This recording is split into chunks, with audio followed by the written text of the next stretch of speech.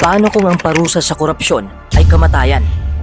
Sa ilang bansa, may mga opisyal ng gobyerno na nahatulan ng death penalty matapos mapatunayang nagnakaw ng napakalaking pera ng bayan. Number 5. Saudi Arabia. Sa Saudi Arabia, kilala ang gobyerno sa matinding anti-corruption crackdowns. Noong 2017, sunod-sunod na inaresto ang mga prinsipe, bilyonaryo at matataas na opisyal. Kabilang dito si Prince Al-Walid bin Talal, isa sa pinakamayamang tao sa Middle East. Marami sa kanila ang dinala sa isang luxury hotel, ang Ritz-Carlton Riyadh, na pansamantalang naging detention center ng mga inaakusahan ng korupsyon. Bagamat kilala ang Saudi Arabia sa mabibigat na parusa, karamihan sa mga inarestong prinsipe at opisyal noong 2017 crackdown ay hindi na-execute. Sa halip, marami sa kanila ang nakipag-settlement at nagbalik ng malaking halaga ng pera sa gobyerno.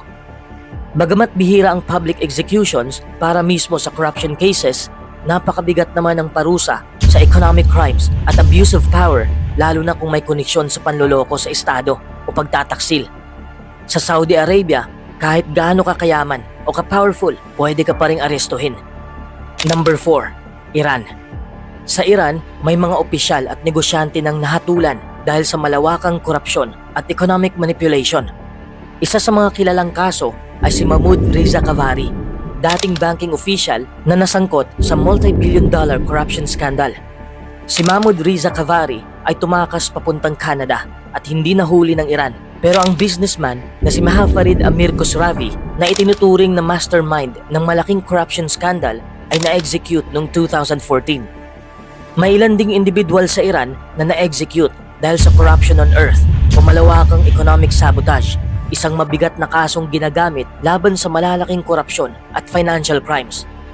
Para sa Iran, kapag nasira mo ang ekonomiya ng bansa dahil sa korupsyon, itinuturing itong banta sa buong estado.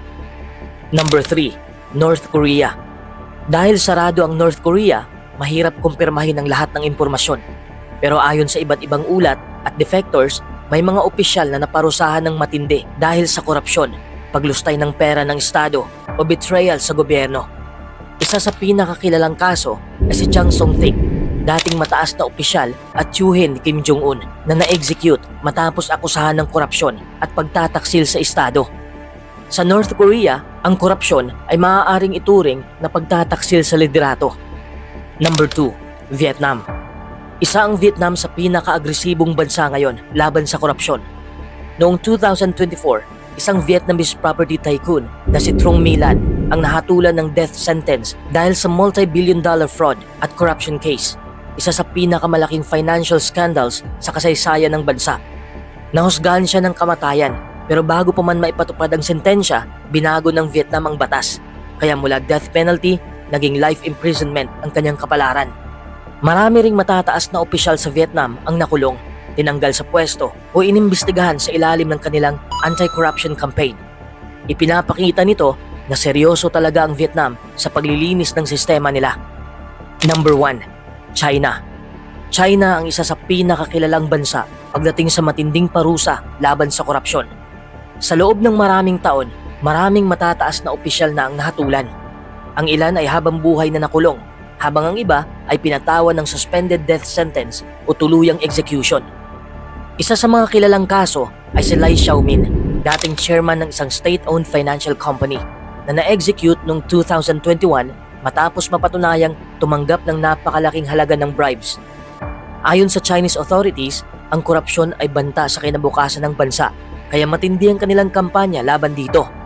Pero kahit sobrang bigat ng parusa, hindi pa rin tuluyang nawawala ang korupsyon sa lahat ng bansa. Ibig sabihin, hindi sapat ang takot lang sa death penalty. Mas mahalaga pa rin ang mabilis na hustisya, transparency, malayang media at gobyernong may pananagutan. Dahil sa dulo ng lahat, kapag ninakaw ng isang opisyal ang pera ng bayan, tiwala ng mamamayan ang mawawala. Kung ikaw ang tatanungin, makakatulong ba ang mas mabigat na parusa laban sa korupsyon? O may mas epektibong paraan para labanan ito? Comment your thoughts below. At kung gusto mo pa ng ganitong klase ng analysis, huwag kalimutang i-follow ang page natin at i-subscribe ang YouTube channel natin. Dahil dito, sinisilip natin ang mga kwentong may mas malalim na ibig sabihin.